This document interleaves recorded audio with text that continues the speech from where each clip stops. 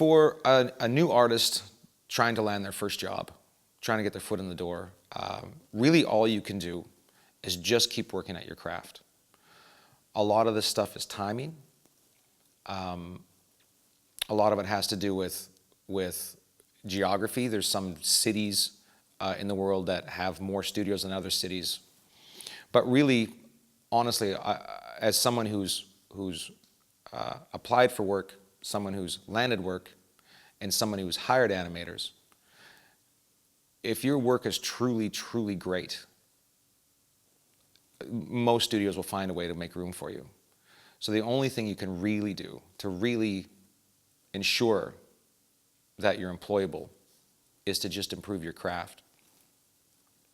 It can be really frustrating. I think looking for a job is the hardest job in the world.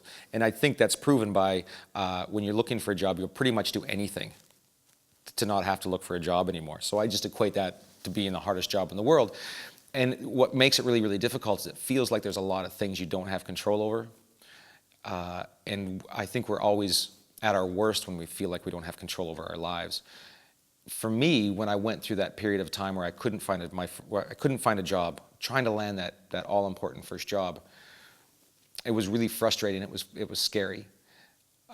And so I just looked at my life and said, well, what are the things I do have control over? And one of the things, the only thing really I had any control over was how good I got at my craft.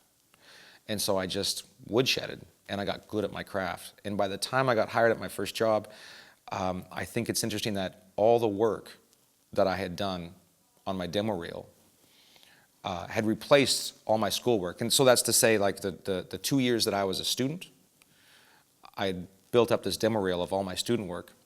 In the 5 months that it took me to land my first job, I had completely replaced all that work, and it was all brand new work. And that's what got me my first job.